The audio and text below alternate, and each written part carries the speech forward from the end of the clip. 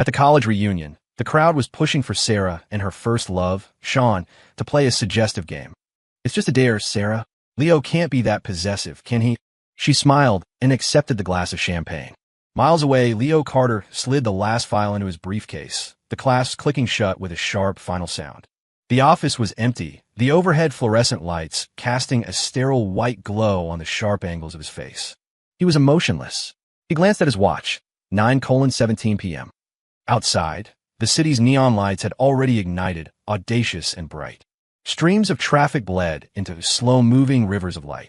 The phone vibrated on his desk, a jarring intrusion in the silence. The screen lit up. A message from Sarah. Leo, at a college reunion. Might be home late. Don't wait up for dinner. Leo's fingertip hovered over the cool screen for 2 seconds before he typed a single word. Okay. He sent it. He picked up his briefcase, switched off the light, and locked the door. The familiar feeling of weightlessness hit him as the elevator descended. He leaned against the cold steel wall, watching the floor numbers drop. The air smelled of disinfectant and copy paper. Meanwhile, in the Peony Ballroom on the 3rd floor of the Grand Astoria Hotel, the atmosphere was electric.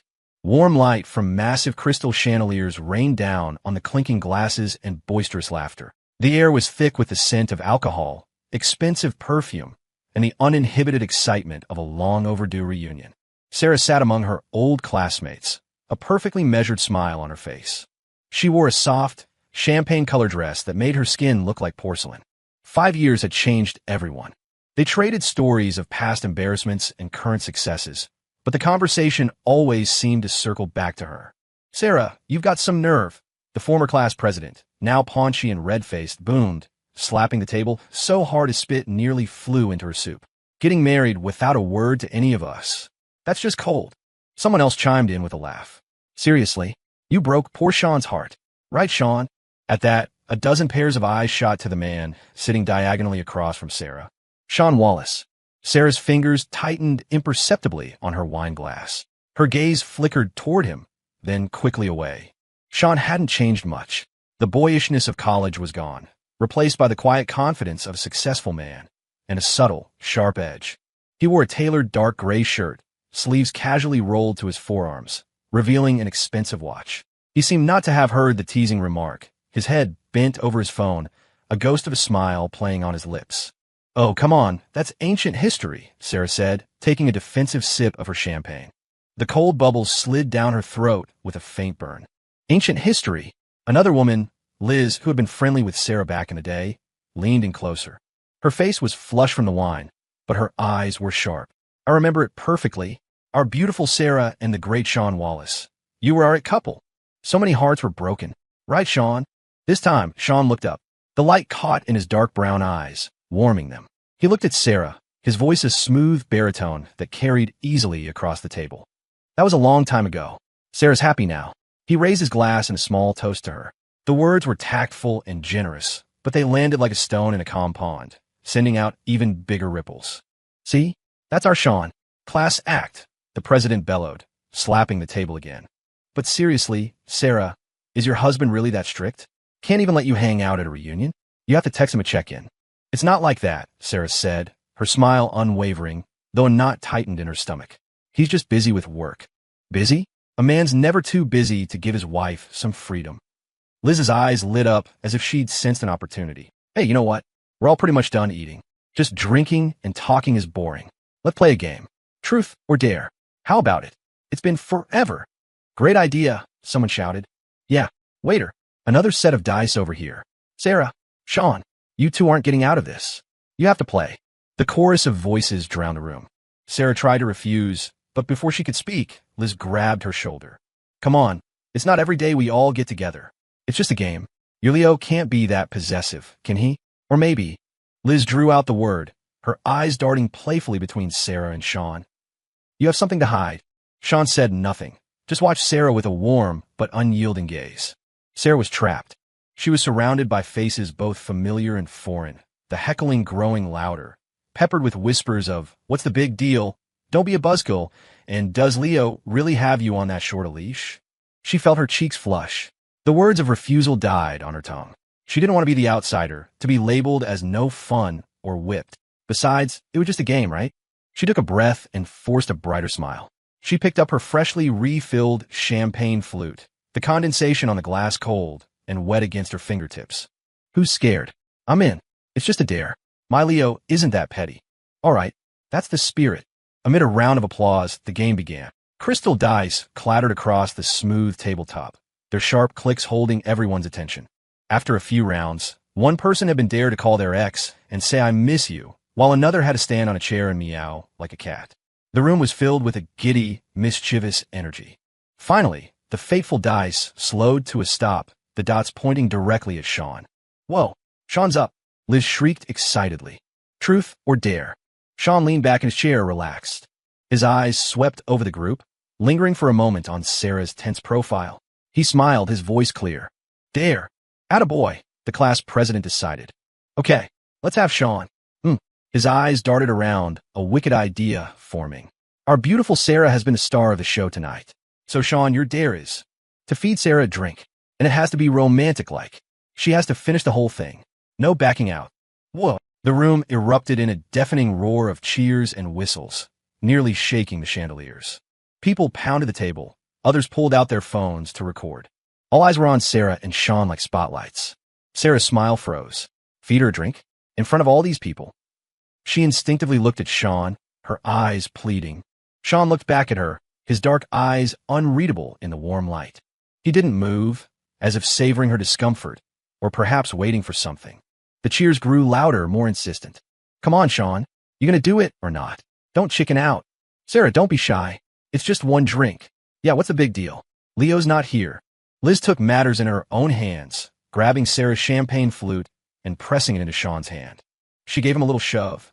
Hurry up, Sean. Stop wasting time. Show us some of that old magic. Sean looked down at the delicate glass, the golden liquid sloshing gently. He lifted his gaze to Sarah's pale face, the hint of smile on his lips deepening.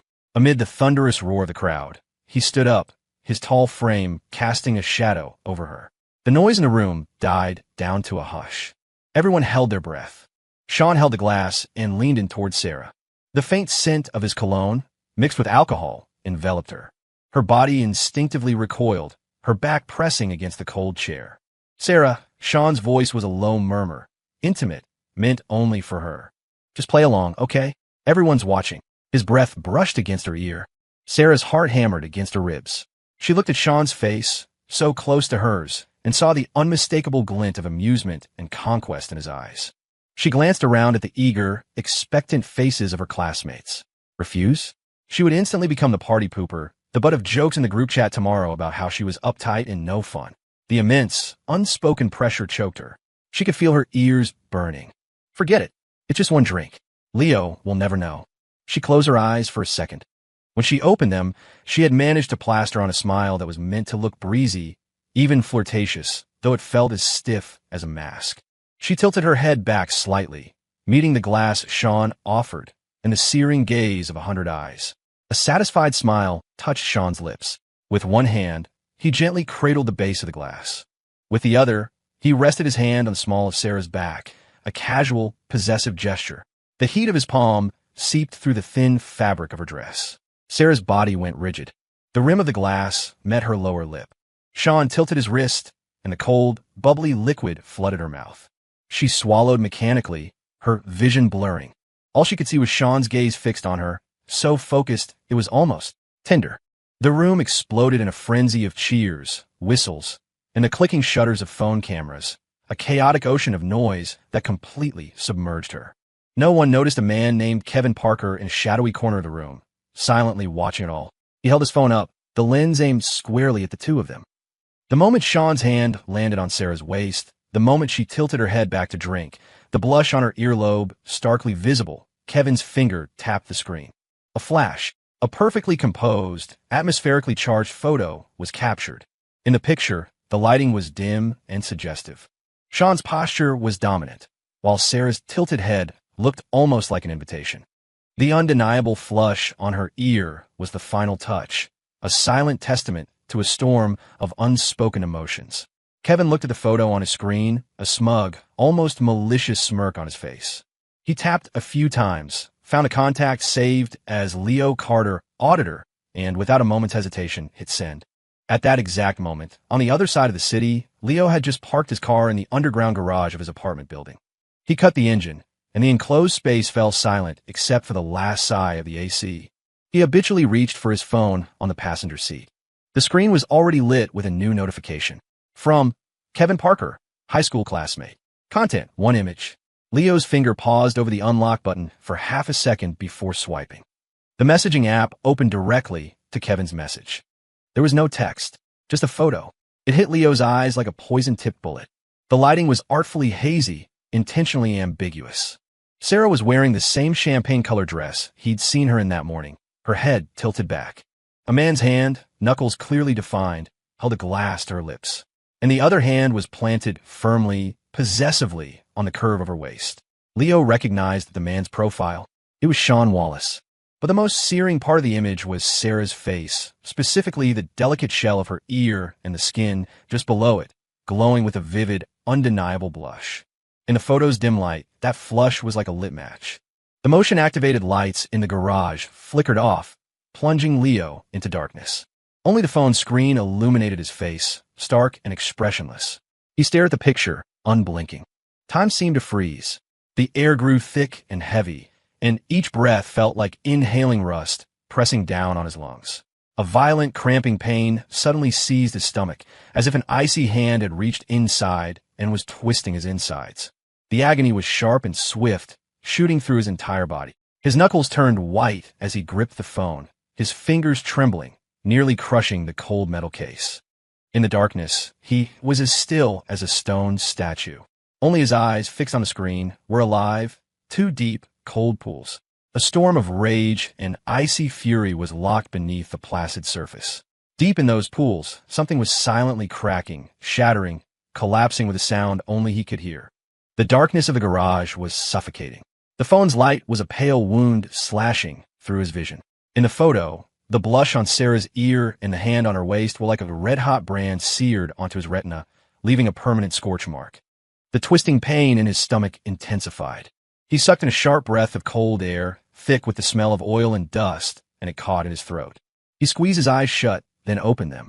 The violent rage that had threatened to consume him was forced back down, leaving only the dead calm of a frozen lake. Unlock. Open. Get out. His movements were mechanical, precise. The garage lights flickered on one by one as he walked, casting a long, unmoving shadow behind him. The elevator rose, its mirrored walls reflecting his impassive face, only the tight line of his jaw betraying the tension. The fingerprint lock beeped, and the apartment door swung open. The entryway light came on automatically, spilling a warm yellow glow that contrasted sharply with the cold hallway. This space, the home he shared with Sarah, was unnervingly quiet. The faint, sweet scent of her perfume lingered in the air, now smelling cloying and sarcastic. Leo didn't turn on the main lights. He walked straight across the living room to his study. His footsteps were silent on the thick rug. The door closed behind him, shutting out the dim light. He turned the lock. The click was loud in the silence. He didn't turn on the overhead light, only the old-fashioned green desk lamp. A focused circle of amber light illuminated the wide mahogany desk, leaving the rest of the room in shadow. He silently took off his suit jacket and draped it over the chair. He pulled out the heavy executive chair and sat. His movements were steady. On the corner of the desk sat a plain, dark gray folder. It contained copies of financial documents he had brought back from Sean Wallace's company, Wallace Materials, that afternoon. Now, in the lamplight, it seemed to radiate a dark energy. Leo reached out, his fingers cold. He opened the folder. The soft rustle of paper was jarring in the dead quiet of the room. Rows of coal numbers and clear transaction records spread out before him. His eyes scanned the reports, the copies of invoices, with the emotionless precision of a machine. Time ticked by. The only sound were the rustling of paper and his own unervingly steady breathing. Suddenly, his fingers stopped turning the page. His gaze froze on a copy of a particular document. It was a materials purchase order. The supplier was listed as Horizon Trading, and the amount was substantial. The document looked legitimate, properly signed and stamped. But Leo's eyes were locked on a tiny string of numbers printed in the bottom right corner, the internal tracking number. He remembered that number. Just yesterday afternoon, in the accounting office at Wallace Materials, while reviewing a completely different set of sales invoices, he had glimpsed a similar string of numbers that had been clumsily altered. The original underlying print was still faintly visible. That original number and the number on this purchase order were logically impossible to have been generated on the same day. It was a minuscule discrepancy. In a sea of financial data, it was a speck of dust. Another auditor might have missed it, but not Leo. He was known in the industry as the detail devil. He had a near-pathological memory for numbers and logic. In the amber light, he picked up a red marker and drew a neat circle around the tracking number. The red ink bled slightly on the copy, like a single drop of dried blood. He put the pen down and leaned back into the leather chair. The darkness enveloped him, the lamplight illuminating only the small space in front of him. The red-circled document and his phone, its screen still displaying the photo from Kevin. The blush on Sarah's ear, Sean's hand on her waist. Leo's gaze shifted slowly, silently, between the cold ledger and the intimate photo. His face remained a mask, as still as a frozen lake. But beneath the surface, something cold and hard was beginning to form, taking shape with the deadly glint of sharpened steel. He picked up his phone and unlocked it, the screen lighting up his stoic face. He opened his contacts and found the name, Chris Zhou. He was the top IT engineer at his firm, a man of few words. The phone rang twice before it was answered. Chris. Leo's voice was low and steady, betraying no emotion, as if he were stating a fact. It's Leo Carter. Chris's voice came back, concise as always. Leo, what do you need? I need you to find something for me. Wallace Materials, Sean Wallace. His personal email, any social media accounts he uses, and... Leo's gaze flickered back to the photo, his tone unchanged. Any property registered under his name or his company's name in the Riverside Crest condos over in Westwood. As detailed as possible. I want rental histories, too. There was a 2-second pause on the other end. Chris's voice remained flat, asking no questions. Understood. Time frame. Fast, Leo said. The word was quiet but carried an undeniable weight.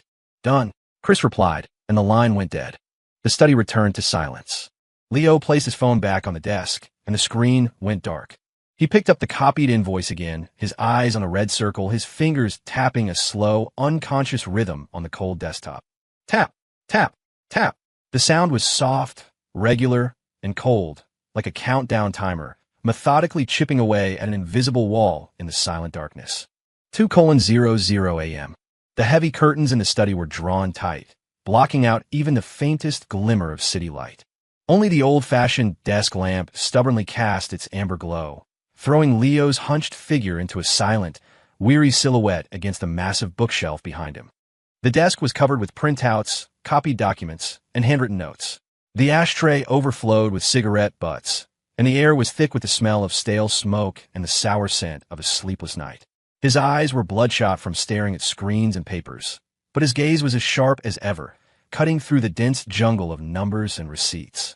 On his monitor was an encrypted email from Chris. The efficiency was impressive. The attachment contained Sean's primary email address, a few active but bland social media accounts filled with corporate platitudes, and the most important part, the property information for the Riverside Crest. Leo's eyes scanned the screen. Sean Wallace owned no property there under his own name. However, a small shell corporation he controlled had purchased a fully furnished, high-floor condo in the building last year. Unit 1703. Excellent view. The purchase price was well below market value, paid in cash. Crucially, Chris had also attached the utility records and key fob access logs for the unit for the past 6 months, pulled from the building's management system. The logs showed the condo was used infrequently, but on a few specific days each month, water and electricity usage would spike, especially at night. The access logs were even more revealing. Aside from the building's regular cleaning service, there was a recurring log for a guest key fob, not registered to any tenant. The entries were almost always after 9:00 p.m. Leo picked up a sheet of paper from his desk. It was a printout of Sarah's office check-in and check-out times for the past 2 months. She had linked her phone to their family account, so he could coordinate picking her up, which meant her location data was shared. He cross-referenced the dates. On the 15th of last month, Sarah had said her department was working late. She got home close to midnight. Her office record showed she clocked out at 11:00 p.m. But the access log for Riverside Crest, Unit 1703, showed a guest fob entry at 9:47 p.m. The 20th of the month before that, Sarah had said she was out shopping and having dinner with Liz, getting home after 10:00 p.m. Her office record showed she clocked out at 7:00 p.m. The Riverside Crest log showed a guest entry at 8:05 p.m. Time gaps. Subtle, but just enough for her to leave work and go somewhere else. Leo's finger traced the cold timestamps, landing on the last entry, the night before the reunion. Riverside Crest, Unit 1703, 10:21 p.m., guest fob entry. And what had Sarah told him last night? That she had an impromptu project review at the office and would be late. He closed the email and opened his photo gallery. The picture from Kevin filled the screen. Sean's hand on Sarah's waist, her ear flushed red, her head tilted back in a way that was passive, yet not entirely resistant. The phone's light reflected off his expressionless face. Deep in his eyes, the frozen lake was beginning to crack, the sound of splintering ice silent and terrifying. He reached for the cigarette pack. It was empty. He crushed it in his fist and tossed it into the ashtray. It landed softly on the pile of butts. He leaned back and closed his eyes. The pain in his stomach had subsided to a dull ache, replaced by a heavy, cold exhaustion that seeped from his bones. The only sound in the room was his own slow, heavy breathing. He didn't know how much time had passed before he heard the faint sound of a key in the front door, followed by the soft click of it opening. Leo's eyes snapped open. The bloodshot veins were stark, but in an instant, all emotion was shoved back onto the ice, leaving only a profound stillness. He quickly gathered the scattered papers on his desk, stuffed them into the gray folder, slid it into the bottom drawer, and locked it. The movements were swift and silent. The footsteps outside the study were light, hesitant. They stopped in the living room. He heard the sound of shoes being taken off, the rustle of fabric. Leo stood, stretched his stiff neck, and opened the study door. The living room was dim, lit only by a small lamp in the entryway. Sarah stood at the edge of its yellow glow. She was still in a champagne-colored dress, a cardigan thrown carelessly over her shoulders. Her hair was messy, and her face was etched with fatigue, the faint smell of alcohol still clinging to her. She seemed to startle when she saw him emerge from the study, her body tensing. "Leo, you're still awake." Her voice was hoarse and a little unnatural. Leo stood in the doorway, half shrouded in shadow, his expression unreadable. His eyes swept over her face, then down to the dress. "Yeah, finishing up some work." His voice was flat, detached, as if discussing a matter that had nothing to do with him. Sarah seemed to relax slightly, but then she nervously pulled her cardigan tighter, trying to cover the dress. The reunion. It ran a little late. They were all pretty rowdy. She offered the explanation with a forced lightness, her eyes darting away, unable to meet his. "HM." Leo simply grunted in acknowledgement. He didn't ask if she was tired or if she wanted a glass of water, like he usually would. The flat response made the unease in her stomach grow. She changed into her slippers and took a few steps toward him. The scent of wine and her perfume drifted over. "Are you hungry? I can heat up some milk for you." She tried to break the strange silence with her usual attentiveness. "No need." Leo cut her off, his voice still flat. "I'm tired. Let's get some sleep." Without another word, he turned and walked toward the bedroom. Sarah stood frozen, watching his back disappear behind the bedroom door. She was alone in the dim, quiet living room. She subconsciously raised a hand to her ear, the skin still feeling strangely warm. Leo's eyes just now. They were so calm, it was unnerving. No anger, no questions, not even a hint of concern. It was a complete and utter, chilling indifference. She shook her head, trying to dismiss the strange feeling. He was probably just tired from work.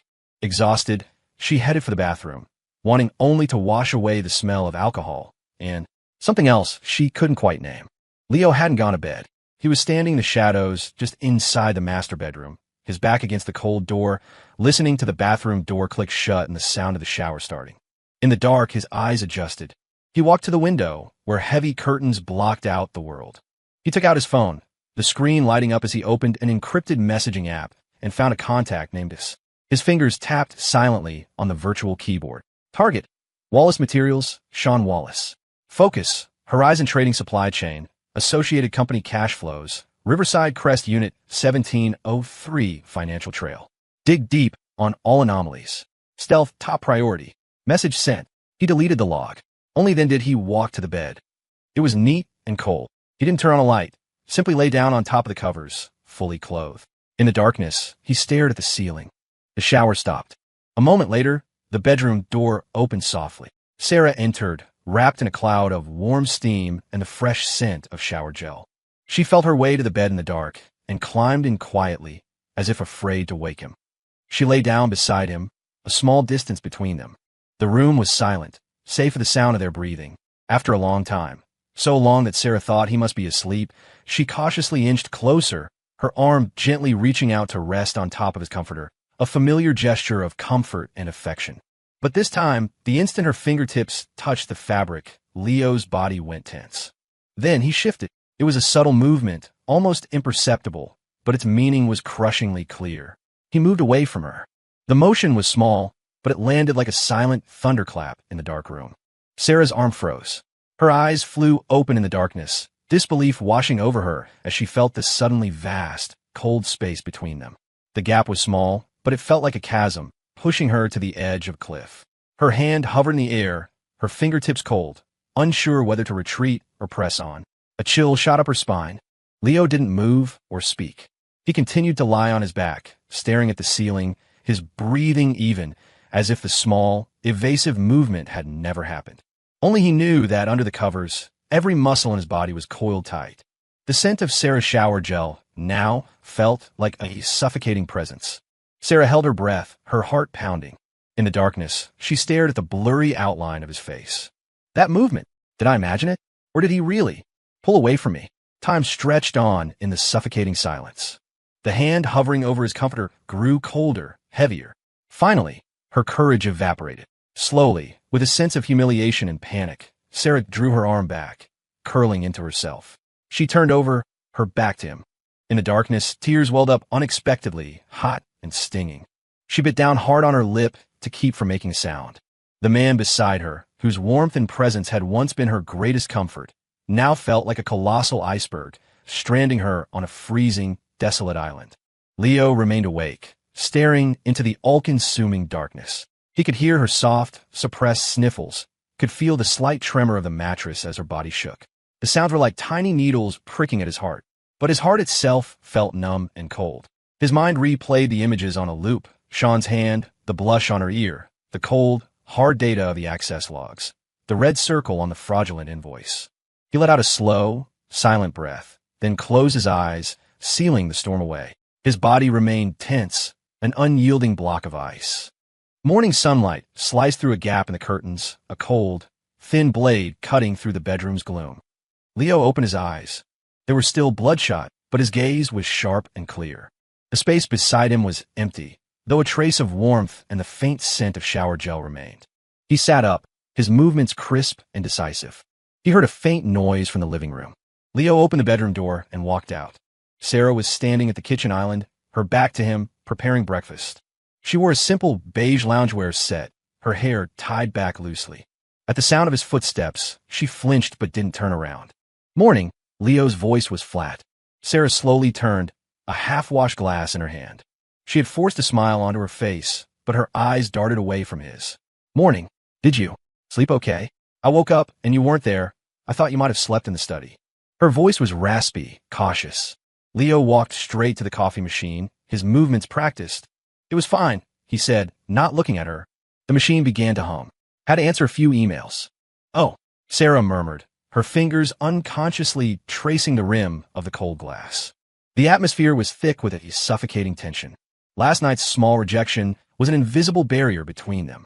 She hesitated, then, as if summoning great courage, put down the glass and picked up a thermos.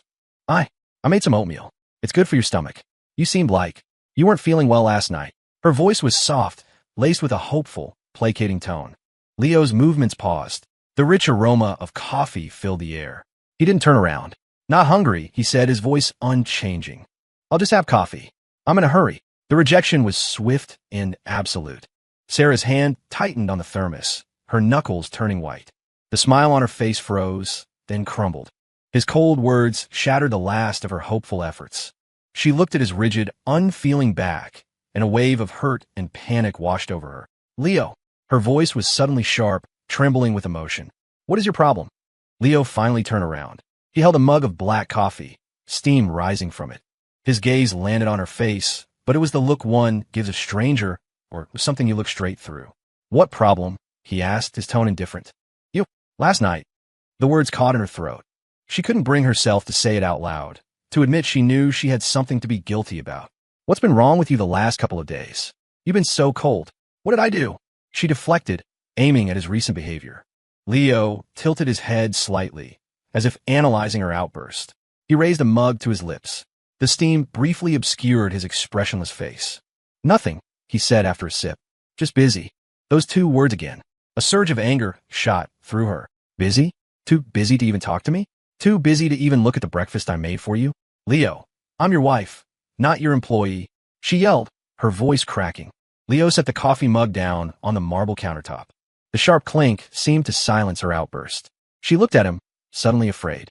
He finally looked at her directly, his eyes as sharp as a scalpel, as if ready to peel back her layers of forced anger to get to the dirty secret hidden beneath. So, he asked, his voice low but piercing, what should I be doing? Should I drop everything to talk about how much fun you had at your reunion last night? About how many drinks you had? Or should we talk about? He paused, his gaze sweeping over her face, catching the flicker of panic in her eyes. The joy of reuniting with Sean Wallace. The name, Sean Wallace, was like two sharp slaps across her face. The color drained from her cheeks, leaving her ghostly white. She swayed, her fingers digging into the edge of the counter to keep from falling. What are you talking about? She shot back, but her voice was trembling, a hollow echo of her earlier anger. There were so many people there. We're just old classmates. We were just playing a game. Did someone tell you something? A game. Leo repeated the word, a slow, cold smile spreading across his lips. It was a smile completely devoid of warmth, dripping with sarcasm. A game. Sarah stared at that chilling smile, and a cold dread washed over her. She opened her mouth to try and explain that the photo was just a bad angle, that she had been pressured into the dare, but the words wouldn't come. Leo's eyes were terrifying. They were the eyes of a man who knew everything, who saw right through her, and all her prepared lies felt pathetic and absurd. Her throat tightened, and only a broken sound escaped. Leo didn't give her another chance to speak. He picked up his briefcase and car keys. I have an important client meeting today. I'll probably be late. Don't wait up for dinner. He delivered the words flatly, as if informing a subordinate of a schedule change. Then, without another glance at the pale, frozen woman standing before him, he turned and walked to the door. The door opened, then clicked shut. The soft sound landed like a hammer blow to Sarah's heart. The apartment was suddenly, deathly silent. Sunlight streamed through the windows, creating bright patches on the floor, but it couldn't dispel the bone-deep chill that enveloped her. She stared at the closed door that separated her from Leo's retreating back. Her legs finally gave out, and she slid down the side of the cold island to the floor. The thermos she was holding fell from her grasp, spilling warm oatmeal onto her pants, but she didn't notice. She hugged her knees, burying her face in her arms as her shoulders began to shake uncontrollably. It wasn't anger. It was pure, abject terror. Leo knows. He knows everything. That look, his use of the word game. He wasn't asking questions. He was delivering a verdict. A tidal wave of panic crashed over her. It was over. Everything was over. Leo sat in the driver's seat, the car door closed, sealing him in silence. He didn't start the engine right away. He just stared ahead, his face a mask. His phone lit up with a new message from Chris. It was brief. Riverside 1703, 2 cleaning service visits last month. Building surveillance tapes have short retention, key periods missing. Trying to recover. Also, Horizon Trading's legal rep, Mark Evans, is the cousin of Megan Lee, Wallace Materials CFO. Leo scanned the message, his expression unchanged. He started the car, the engine rumbling to life. He pulled out of the garage and merged into the morning rush hour traffic. He didn't drive to his firm. Instead, he headed for a slightly dated office building in the city's Eastern Industrial Park, the headquarters of Wallace Materials. After parking, Leo walked into the building. The receptionist recognized him and smiled. Good morning, Mr. Carter. Mr. Wallace is waiting for you in his office. Leo gave a slight nod and walked straight to the executive suite. He pushed open the door to find Sean on the phone, laughing, a tone of self-satisfaction in his voice. When he saw Leo, he quickly ended the call. Talk soon, he said, then stood up, a warm, welcoming smile spreading across his face. Leo, so good of you to come. Please sit down. Sean came around his desk to greet him, extending a hand. You and your team have been working so hard these past few days. I can assure you, the books at Wallace are clean as a whistle. Just let me know if you need anything at all. Leo shook his hand briefly. Sean's grip was firm and dry, radiating confidence. Leo's was cold, and he pulled away quickly. Just doing our job, Sean. His voice was level. He sat on the guest sofa. Sean poured him a glass of water and set it on the coffee table before sitting opposite him, leaning forward in a posture of complete transparency and cooperation. "So, Leo, you've been at it for a few days now. Any initial thoughts? Anything I should be aware of?" he asked with a smile, though his eyes held a hint of probing curiosity. Leo picked up the glass, but didn't drink, just felt its warmth against his fingers. He looked up at Sean. "You're on a tight ship, Sean. The books are mostly in order." His tone was neutral, just a few minor procedural issues. Some of the original invoices are filed out of order, and there are some small discrepancies with the digital tracking logs. Probably just a clerical error. He paused, as if it were an afterthought. For example, that batch of purchase orders from Horizon Trading. The associated tracking numbers seem to have skipped a sequence in the system. We'll just need a supplementary note explaining the connection. His tone was utterly professional, almost mundane. But the moment he said, "Horizon Trading," Sean's smile faltered for a fraction of a second. He recovered instantly, but the flicker of panic in his eyes did not escape Leo. "Oh, is that so?" Sean leaned back, taking a sip of his own water to cover the brief moment of unease. "Must be one of the junior accountants getting sloppy. I'll have them sort it out and get you the supplementary documents right away. Don't you worry, Leo. Wallace Materials is a strictly by-the-book operation." His voice was firm, confident. Leo watched him, his expression unchanging, and gave a slight nod. "Good. We appreciate the cooperation. It's a minor issue." He placed his glass down and stood. "This was just a routine check-in. We'll continue with the audit. Thanks for your time." "Not at all. Happy to help." Sean also stood, his smile firmly back in place as he walked Leo to the door. "Take care, Leo. Call me anytime." The door closed, shutting out Sean's smiling face. Leo didn't leave immediately. He stood in the hallway, expressionlessly adjusting his cuffs. That fleeting moment of panic in Sean's eyes was all the confirmation he needed. He took out his phone, opened his encrypted app, and sent a new message to S. "Target is on alert. Horizon is the key. Dig deeper into its associated companies, cash flow, and the entire ownership chain. Stay hidden. Expedite." Message sent. He put his phone away and walked calmly toward the elevator. The sound of his leather shoes on the marble floor was a steady, cold rhythm, like the tightening of a noose. It was just after 10 a.m. when Leo returned to his firm. The office was a hive of activity. He walked through the open-plan workspace, and employees looked up to greet him. "Morning, Mr. Carter." He nodded curtly, not breaking his stride as he headed for his private office. His assistant, Chun, was waiting at the door with a stack of files. "Good morning, Leo. Here are the supplementary Q3 sales details from Wallace Materials and the preliminary background report you requested on Horizon Trading and its affiliates." Chun spoke quickly and efficiently.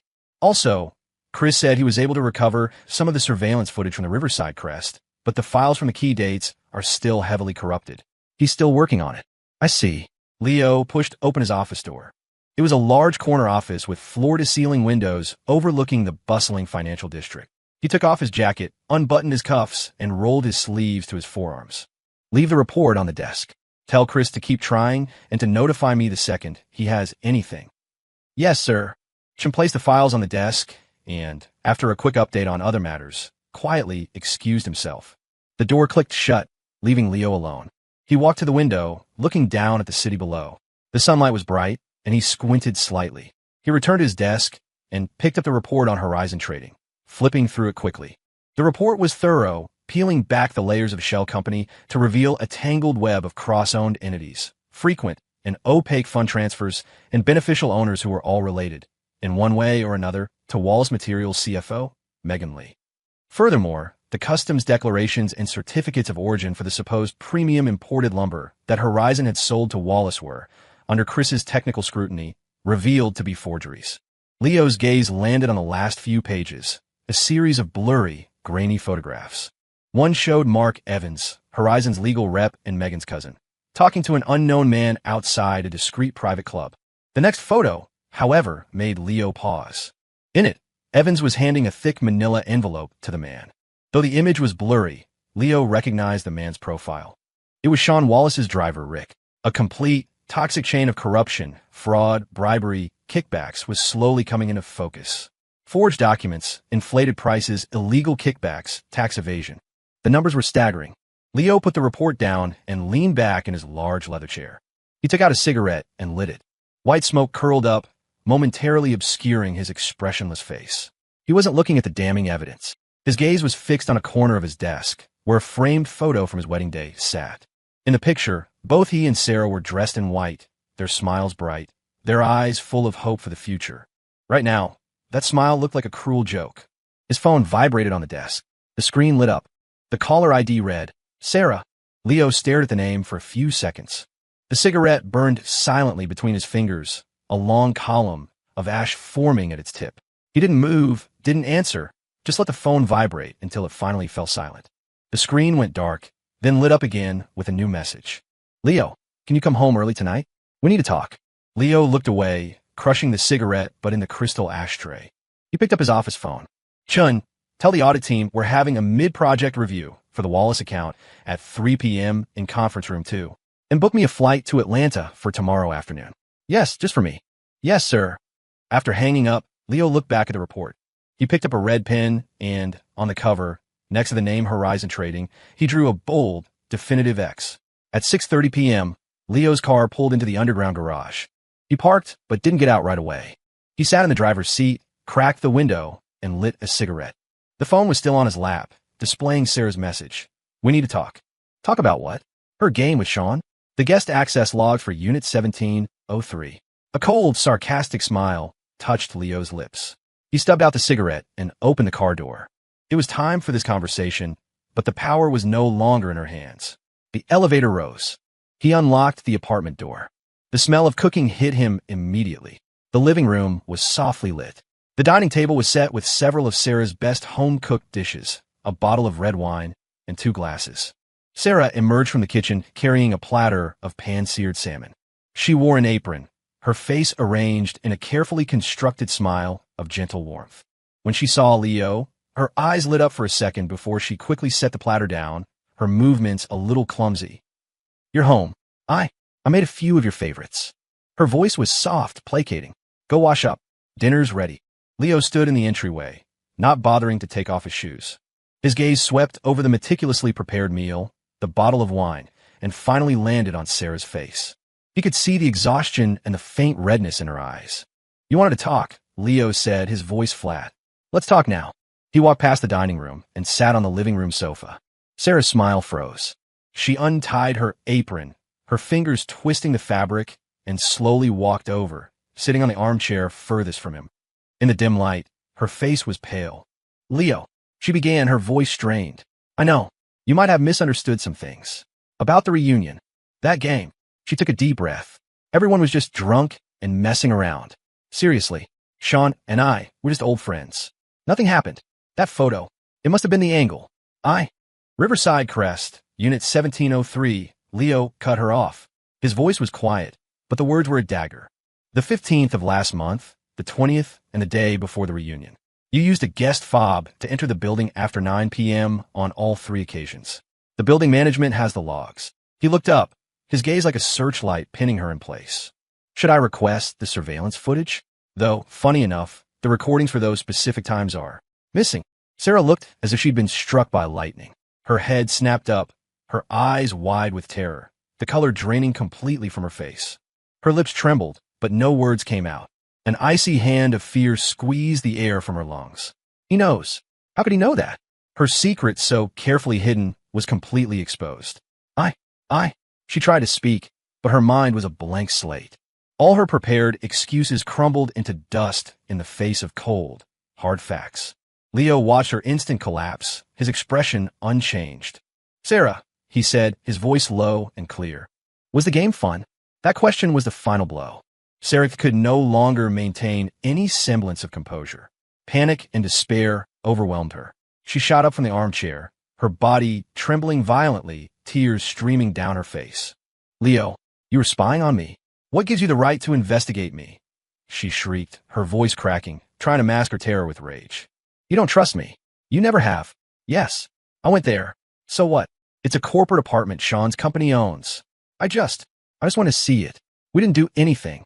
You're just a cold, heartless machine who only cares about work. What do you know about feelings? What have you ever given me? She grabbed a throw pillow from the sofa and hurled it at him. It landed softly at his feet.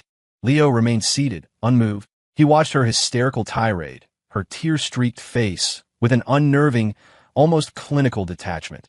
No anger, no sadness. just a profound, chilling indifference, as if he were watching a poorly acted play. Her accusations echoed in the quiet room, sounding shrill and powerless. She looked into his cold, empty eyes, and her rage dissipated, leaving only a vast, terrifying emptiness. Her legs gave out, and she crumpled to the floor, burying her face in her hands, letting out a choked, desperate sob. "I'm sorry, Leo. I'm sorry. I was wrong. I was so wrong. Please, just forgive me this one time. I'm begging you," she cried, her words tumbling out in a broken, incoherent plea. Leo slowly stood up. He walked over to her, looking down at her huddled, pathetic form on the floor. His shadow fell over her, engulfing her completely. He didn't bend down, didn't touch her, didn't even offer a word of reproach. He just stood there, an immovable mountain of ice. "Forgive you." Leo's voice cut through her sobs, terrifyingly calm, carrying the cold finality of a death sentence. "Sarah, the game is over." Without another look, he walked around her, went into his study, and closed the door. The sound of the lock clicking into place was sharp and absolute. In the living room, only Sarah's desolate sobs remained, echoing in the cold air. On the dining table, the carefully prepared meal grew cold, the red wine in the glasses catching the light like pools of drying blood. Leo stood before the floor-to-ceiling window of his hotel suite, a cup of cold coffee in his hand. Outside, the Atlanta skyline glittered. Behind him, two sharp-looking men in suits sat at a table covered in documents. They were Yang and Wu, a senior partner and a forensic accounting consultant from his firm's southern office. The atmosphere was tense. "Leo," Wu said, adjusting his glasses. "Based on the intel you provided and our own digging, the problems at Wallace Materials go far beyond sloppy bookkeeping or tax evasion." He pointed to a key figure in a report. "The price for this premium imported lumber from Horizon Trading is grossly inflated. We traced the money. Over 70% of the payments were funneled through Horizon shell companies and ended up in offshore accounts controlled by Sean Wallace and his top executives." He flipped the page. What's worse, the quality inspection reports for the lumber were forged. The actual material delivered was cheap, low-grade domestic product. It cost less than a fifth of what they billed for. Wallace used this garbage lumber for the high-end finishing work in two major residential projects here in Atlanta, West Shore Pearl and Riverbend 1. Yang added, his tone clipped and professional. "Both projects are nearing completion and handover to the buyers." He continued, "And that's not all. We have evidence that Wallace engaged in bid rigging to secure those contracts, including bribing officials on the review board. We're still firming up the evidence chain, but we found our weak link. That driver, Rick. He handled a lot of Wallace's special payments and seems like the type to crack under pressure." Also, Yang paused, looking at Leo. "The funds used to purchase that condo at the Riverside Crest were embezzled from the company through fraudulent contracts. The charges were cold, hard, and damning. Forgery, fraud, massive tax evasion, commercial bribery, selling defective products, embezzlement. Any one of them was enough to ruin Sean Wallace forever." Leo turned from the window, his face showing no surprise. He sat down and picked up the file on the defective lumber, his eyes lingering on the names of the two residential projects. "The project are about to be handed over." Leo tapped his knee rhythmically. "What do you think would happen if, right now, the new homeowners found out that the expensive luxury finishing in their brand new homes was made of cheap, defective trash?" He looked up at Yang and Wu, a cold smile on his lips. "What would the public reaction be?" The two men exchanged a knowing glance. "A complete disaster," Wu said. "Home buyers in this city, especially for luxury properties, are not shy about litigation. Once the news breaks, it would trigger mass panic and lawsuits. The projects would be halted, investigations launched. Wallace Materials' reputation would be destroyed overnight. Banks would pull their funding, partners would terminate contracts. His entire financial structure would collapse. He wouldn't just lose his company, he'd be lucky to stay out of prison." "Good," Leo said, his voice quiet but firm. "Put together a concise summary. The money trail from Horizon, the comparison reports on the lumber, and the evidence of embezzlement for the Riverside property. Send it anonymously to the biggest consumer news outlets in Atlanta and to the moderators of the HOA forums for both West Shore Pearl and Riverbend 1. The timing," he paused, his eyes sharp as a razor, "is critical. Send it tomorrow morning at 10 a.m., right when Wallace Materials is scheduled to start its annual supplier conference." Yang and Wu nodded, a look of respect and awe in their eyes. The plan was ruthless, perfectly timed, and left no room for escape. "Understood, Leo. The packages are ready, and the anonymous channels are secure," Yang confirmed. "One more thing," Leo added. The preliminary evidence on the commercial bribery, along with all the information we have on the driver, Rick, encrypt it and send it directly to the public tip line for the Atlanta PD's Economic Crimes Unit. Don't send it anonymously. Use one of the firm's confidential informant channels. Make sure they take it seriously. A two-pronged attack. The media would ignite a public firestorm, creating pressure and chaos, while the police, receiving a credible tip, would be forced to launch an official investigation. In a single moment, Sean Wallace and his company would be trapped. Yes, sir, the two men replied in unison. Leo picked up his cold coffee and took a sip. The bitter liquid slid down his throat, fanning the cold flames in his eyes. The next morning, at 9:50 a.m., the grand ballroom of the Atlanta International Convention Center was buzzing. A huge LED screen displayed the words, Wallace Materials Annual Supplier and Strategic Partner Conference. Well-dressed executives mingled, champagne flutes in hand, their faces masks of professional cordiality. Sean Wallace, dressed in a flawless custom-tailored suit, stood near the stage, schmoozing with his most important suppliers. He was the picture of success, radiating confidence and control. Leo's audit had concluded without raising any major red flags, and he was relieved.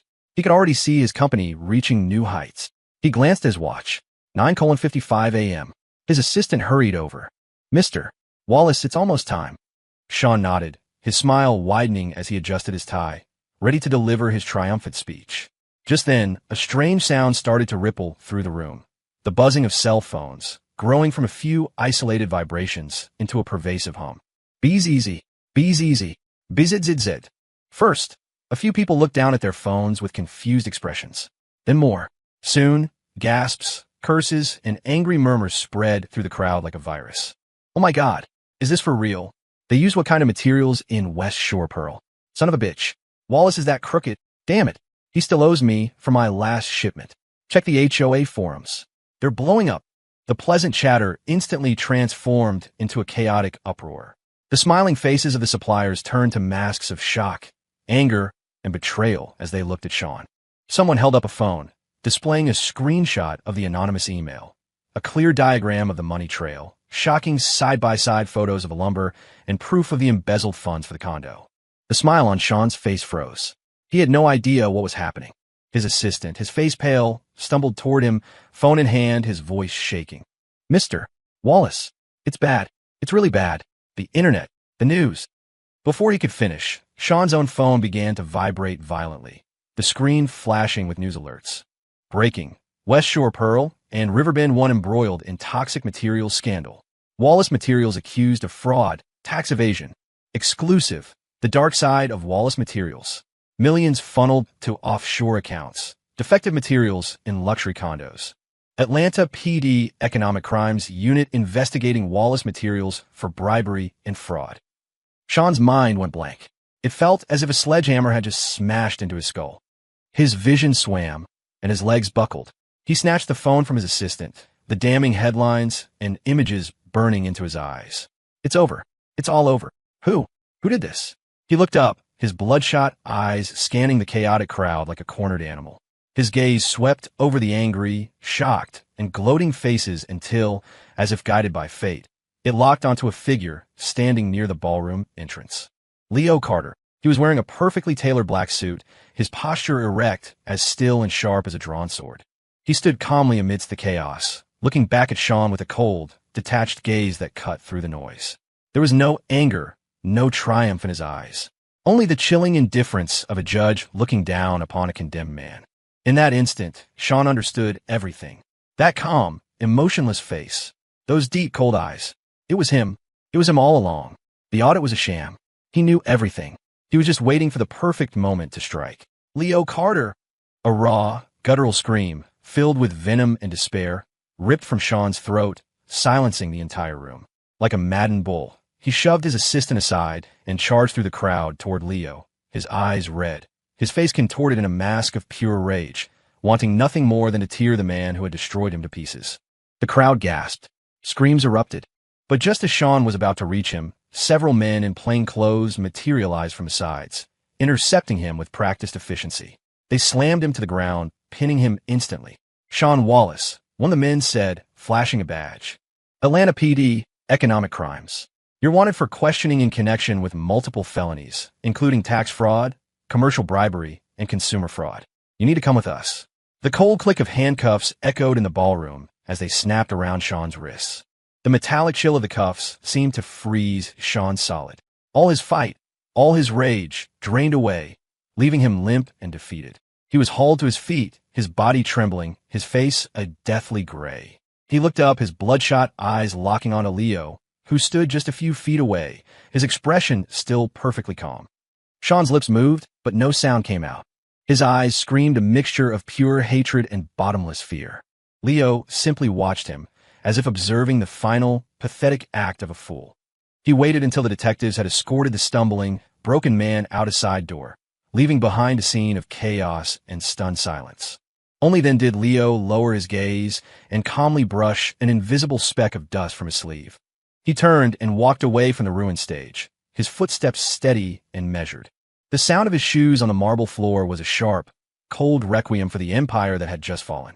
The shockwaves from Atlanta traveled fast, hitting Sarah's city like a tidal wave. News of Sean's arrest spread like wildfire through the local business community.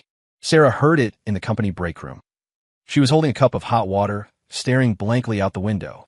She had lost weight in the past few days. Her eyes were sunken and hollow, as if her soul had been scooped out. She hadn't had a real conversation with Leo since the night he'd locked himself in the study. Their home had become an ice palace. She called in sick for days, hiding in her room, suffocated by fear and despair. Today, she had forced herself to come to work, hoping to numb herself with routine. But the hushed whispers and sideways glances from her colleagues were like physical blows. Did you hear? That guy from Wallace Materials, Sean Wallace, he's in deep trouble. Deep trouble? He was arrested by Atlanta PD. It's all over the news. Seriously? For what? Tax evasion, bribery, selling defective building materials. A couple of huge projects are completely stalled. People are furious online. Wow, you never know it. He always seemed like such a stand-up guy. Yeah, right. I heard his personal life was a mess too. Had a mistress he was keeping in some fancy condo. The last words were like poison-tipped needles stabbing into Sarah's ears. The cup slipped from her hand and shattered on the floor. Hot water splashed on her ankle, but she didn't feel it. She whipped around, her face as white as a sheet, her lips trembling as she stared at her gossiping co-workers. What? What did you just say? Her voice was shrill, laced with disbelief and terror. The group was startled. When they saw it was her, their expressions shifted to a complex mix of pity, contempt, and unconcealed glee. One woman, known for her sharp tongue, smirked. Oh, Sarah, you haven't heard? Your old friend, Sean Wallace, is finished. They caught him red-handed. He's going to be locked up for a long, long time. She put a nasty emphasis on the words, old friend. No, that's impossible. Sarah shook her head, her body trembling like a leaf in a storm. She stumbled backward, hitting the wall. The horrible truth crashed down on her. Sean was arrested. Which means, our affair. Leo. She couldn't finish the thought. A terrifying chill shot up from her feet. She shoved past her co-workers, ignoring their strange looks and the pain in her ankle, and ran back to her desk. With shaking hands, she threw herself in front of her computer, her fingers fumbling as she typed Wallace Materials Sean Wallace into the search bar. A flood of news articles and videos appeared. Every headline was a branding iron searing her eyes. Wallace Materials CEO Sean Wallace formally charged with multiple felonies. West Shore Pearl. Homeowners launch class action lawsuit over defective materials. Inside the collapse of the Wallace empire. Hundreds of millions in tax fraud, extensive bribery ring. Source: Sean Wallace kept mistress in luxury condo funded by embezzled company money. Sarah's breathing grew ragged, her vision blurring. She clicked on a news video. There he was, Sean Wallace at the convention center, being handcuffed and dragged away by detectives, his once handsome face now a mask of desperation and rage. And then the camera panned across the crowd, and for a split second, a figure at the edge of the frame came into focus, a figure so familiar it froze her soul. Leo. He was just standing there, calm and composed in his tailored suit, his face in a motionless mask, watching it all unfold like a deity observing the fate of mortals. Boom!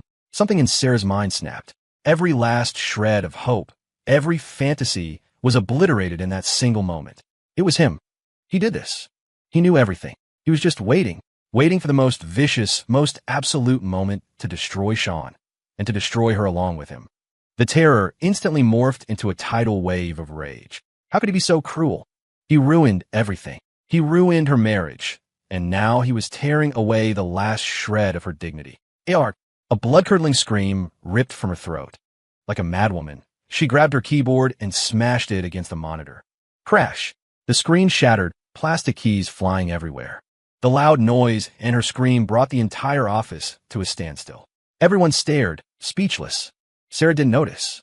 Her eyes were wild and red, tears and makeup streaming down her face. She shoved past a colleague who tried to approach her and, like a cornered animal, charged out of the office and toward the elevators. She had to find Leo. She had to confront him. She had to make him pay. In Leo's office, the atmosphere was a world away from the chaos outside. He had just finished a video conference. His assistant, Chun, knocked and entered, his expression grim. "Mr. Carter, it's your wife. She had some sort of breakdown at her office, broke her computer. She's on her way here now. I'm not sure security can stop her." Leo's face showed no surprise. He calmly took the document Chun was holding. He glanced at the cover. "Divorce agreement, draft." "I see," he said. He placed the agreement in the center of his otherwise immaculate desk. "Let her in." Chun hesitated, then nodded. "Yes, sir." Less than 5 minutes later, the office door flew open with a violent bang, crashing against the wall. Sarah burst in. Her hair was a mess, her eyes were bloodshot, and her tear-streaked face was a grotesque mask. Her expensive suit was rumpled, and she had lost one of her heels. She was panting, cornered, and crazed, her eyes locked on the calm, immovable figure behind the desk. "Leo," she shrieked, her voice a twisted wreck of rage and despair. "It was you. You did this. You ruined Sean. You ruined me. You're a monster. How could you be so evil?" She lunged at his desk, slamming her hands down on it, rattling the pen holder and files. "Why?" she screamed, her face inches from his. "Tell me why. Because I made one mistake? Because I had one moment of weakness? You destroy our lives for that. Leo, is your heart made of stone?" Leo sat perfectly still in his large executive chair. He looked up at the hysterical woman before him, his gaze sweeping over her contorted face with something akin to revulsion. It was a cold, detached look, utterly devoid of emotion. "One mistake." Leo finally spoke. His voice was quiet, but each word was a shard of ice. "The visitor log at Riverside Crest shows 3 entries. Do you need me to remind you of the dates?" He leaned forward slightly, his eyes pinning her. "Or do you only consider it a mistake if you get caught in the act?" Sarah's tirade stopped abruptly, as if an invisible hand had clamped around her throat. Her mouth hung open, her eyes bulged, and the last traces of color drained from her face, leaving it a ghastly, dead white. Leo's gaze was like a cold mirror, reflecting the ugliest, most shameful secrets of her heart, making them impossible to deny. All her rage, all her justifications, became a pathetic joke in the face of his cold, hard facts. I. She tried to speak, but no sound came out. Humiliation and terror washed over her, and her body began to tremble violently. Leo's eyes swept over her pathetic state without a flicker of pity. His long, elegant fingers tapped the document on his desk. "The divorce agreement. Sign it," he said, his voice devoid of any warmth. It was the voice of a judge delivering a final sentence. "The asset division is already outlined. You leave with nothing. Leave with nothing." The 4 words were the final straw. Sarah's sanity shattered. She looked up, her bloodshot eyes filled with a venomous, crazed disbelief. "Leave with nothing?" she shrieked, a hysterical, broken laugh tearing from her throat. "In your dreams, Leo, those are marital assets. Half of that is mine. You're not getting away with this. I'll sue you. I'll tell everyone what a vile, scheming bastard you are. You framed him. You set this all up. Marital assets?" Leo cut through her rant, a slow, arctic smile forming on his lips. He opened the bottom drawer of his desk and pulled out a dark blue, hardcover folder. He opened it and, with methodical slowness, removed a few pages. He slid the papers across the desk toward her. Sarah's eyes fell on them. When she read the title at the top of the first page, her pupils constricted. The blood in her veins turned to ice. It was a notarized prenuptial agreement. The date was clearly stamped, 1 week before their wedding day. Leo's voice, cold and quiet as the grave, sounded next to her ear, each word a hammer blow. "Sarah, I forgot to mention, before we were married, all of my assets, the real estate, the stock portfolio, the investments, the bank accounts, were placed in a trust. They are legally defined as my sole and separate premarital property. They have, he paused, delivering the final, killing blow, absolutely nothing to do with you. The air in the room seemed to solidify. The only sound was Sarah's ragged, broken breathing.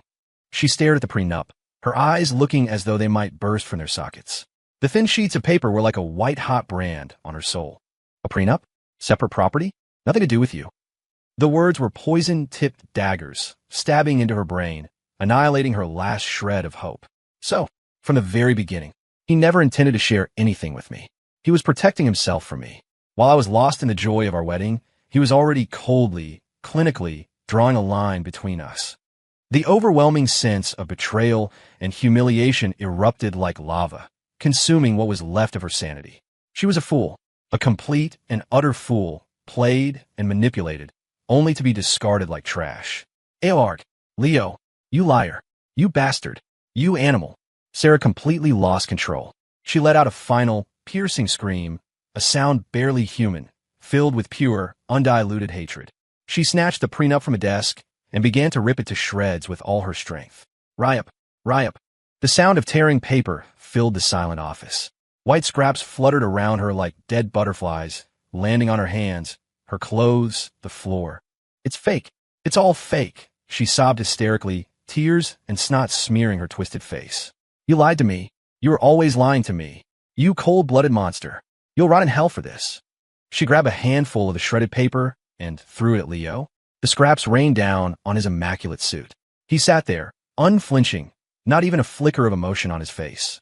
He watched her melt down with the detached calm of someone watching a predictable and rather boring play.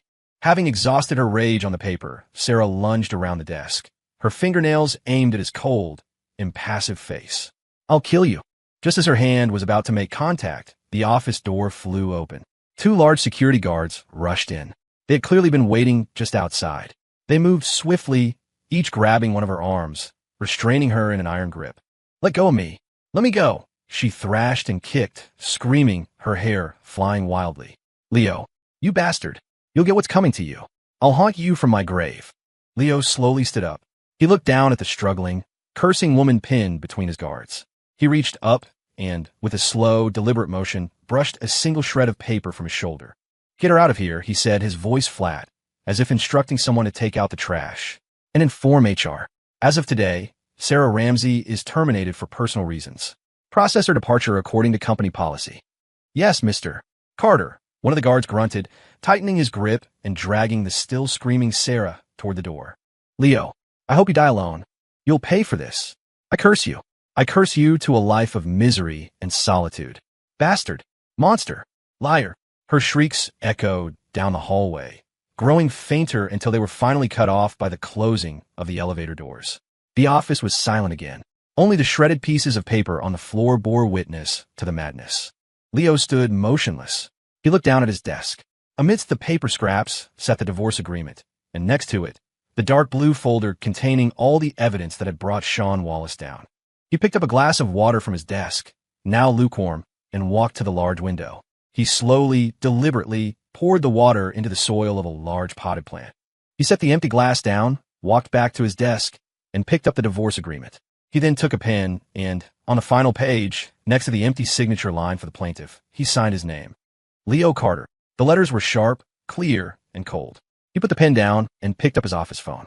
Chun, have this agreement messengered to Sarah Ramsey, along with a copy of my signature. Then call my lawyer. Tell him to initiate the proceedings. I want this done quickly. Yes, sir, came the reply. Leo hung up. He walked back to the window, his hands in his pockets, and stared out at the vast, cold city. His reflection in the glass was a tall, solitary figure. Behind him, a room littered with the debris of a ruined life. The air still seemed to vibrate with Sarah's desperate, hateful curses. It was all over. The fire he had started had consumed everything, leaving behind nothing but cold ashes and a scorched, barren earth. 1 month later, Atlanta, GA, County Detention Center. A heavy steel door scraped open, the sound echoing down the silent, sterile hallway. Sean Wallace was let out by a guard. In just 1 month, he had become a different person. His once perfectly styled hair was now a dry, graying mess. His expensive suit had been replaced by a coarse, ill-fitting gray jumpsuit. His face, once handsome and confident, was now gaunt and hollow-eyed, his gaze dull and lifeless. He shuffled along behind the guard, a walking ghost. They passed through a series of cold steel doors, finally stopping at a small visitation room. Inside, separated by a thick pane of plexiglass, a woman was waiting. Sarah. Sean's dull eyes took a moment to recognize her. When they did, a complex emotion flickered in their depths: resentment, mockery, and a bitter, shared sense of ruin. Sarah didn't look much better. She wore a cheap gray jacket, her hair pulled back messily. Her face was sallow, her eyes puffy and empty. The past month had stripped her of all her former radiance. She looked at the withered man in the jumpsuit and saw a reflection of her own bleak future. They stared at each other through the thick glass, silent. The air was heavy with despair. The thrill, the passion, the so-called game now seemed cheap, pathetic, and absurd in the face of cold, hard reality. There was no shared comfort, only mutual resentment. A rough, scratchy laugh escaped Sean's throat. He looked at Sarah, his eyes like poison darts. Sarah, look at us. A couple of pathetic fish, rotting in the mud. Sarah flinched, her face growing even paler. She bit her lip, tasting blood. Sean's smile was a twisted, ugly thing. And it's all thanks to you, isn't it? If it wasn't for your fun-loving husband, we wouldn't be here. Right, my beautiful Sarah? Shut up. Sarah snapped, the words hitting a raw nerve. Her red-rimmed eyes flashed with hatred. It was you. You ruined me. You said the condo was safe. You said Leo would never find out. You dragged me into this, Sean. You're the one to blame. I dragged you into this. Sean laughed, a harsh, grating sound. Sarah, be honest with yourself for once. Who was it that started texting me? Who complained that Leo was a boring, emotionless robot? Who said she missed what we used to have? Huh. He leaned forward, his bloodshot eyes boring into her. You were the one who was looking for trouble.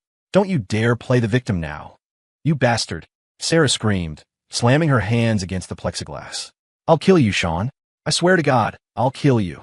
A guard stepped forward. Quiet down. Now. The guard put a hand on Sarah's shoulder. She trembled with rage and humiliation, tears streaming down her face, glaring at Sean with pure venom. Sean's twisted smile faded, replaced by a profound emptiness. He slumped back in his chair. It's over, he muttered, his voice barely a whisper. It's all gone. A loud buzzer signaled the end of the visitation period. The guard motioned for Sean to get up. He rose like a marionette, gave Sarah one last look of shared ruin, and shuffled back toward the steel door that represented the end of his freedom. Sarah collapsed in her chair, watching him go, watching her last hope disappear. A choked, desperate sob escaped her lips, echoing in the cold, empty room. A few days later, Sarah had to drag a small, scuffed suitcase into a rundown apartment building in a rough part of the city. Her divorce was finalized. She had, as promised, left with nothing. She walked up the dark, narrow staircase to the 4th floor and unlocked a dented steel door. The smell of mildew and cheap air freshener hit her. The apartment was tiny and shabby, a one-room studio with old, mismatched furniture. It was all she could afford. She closed the door and leaned against it, the suitcase dropping to the floor with a thud. She closed her eyes. The last month had been a living hell. Sean was in jail. She was a social pariah, jobless, homeless, and broke. Her phone vibrated. The caller ID read, Mom. With a trembling hand, she answered. Hello, Mom. Her mother's frantic, tearful voice came through the line. Sarah. Oh, Sarah. Honey, are you okay? I saw the news. How could you be so foolish? And that Leo. How could he be so cruel? Where are you living? Do you have any money? Let me send you some. Listening to her mother, Sarah felt a wave of grief wash over her. She walked to the small window and looked out at the gray, dreary skyline. I'm okay, Mom, she said, trying to keep her voice steady. I found a place. I still have some money. Don't worry. She paused, her voice dropping to a numb whisper. We're divorced now. There's a moment of silence on the other end, followed by a fresh wave of sobs. Good, good. You're better off without that cold-hearted man. Sarah, come home. I'll take care of you. Just come home. Home. Sarah stared out at the gray horizon. Did she even have a home anymore? The man she had betrayed had not just destroyed her marriage and Sean's career. He had destroyed her. She was a fallen star, her light extinguished, crashed, and burned in a pit of her own making. And the man who lit the fuse. On the other side of the city, in his new, even larger office at the top of the city's tallest skyscraper, Leo Carter had just finished a conference call. On his desk sat a pile of documents. On top was the official finalized certificate of divorce. He didn't look at it. His attention was on a proposal for a new corporate acquisition. His assistant, Chun, brought him a fresh cup of black coffee. Mr. Carter, the team from Sterling Group will be here at 3 p.m. Thank you, Chun. Leo took a sip of the bitter coffee. His phone lit up with an encrypted message from S. Wallace's case has been handed to the DA. Solid evidence chain. They're recommending 10+ years. Sarah Ramsey has moved into a lower-end apartment in the West End. Unemployed. Status depressed. Do you want surveillance to continue? Leo's gaze flickered over the message. The names of Sean and Sarah, once so significant, now barely registered. His fingers tapped out a 2-word reply on the screen, terminate surveillance. Message sent. He deleted the log. He put the phone aside and picked up the new project proposal, his eyes already focused on the numbers, the opportunities, the challenges. Sunlight streamed through the massive window, glinting off the sharp angles of his face. The office was quiet, save for the soft rustle of paper. The past month had been a storm. Now, the storm was over. The traders had paid their price. And he, the man who had stood at the center of it, had calmly sifted through the wreckage. Beneath the ashes lay a cold, scorched earth. But scorched earth was also a clean slate. It was the beginning of a cold, unburdened new world, belonging to him and him alone.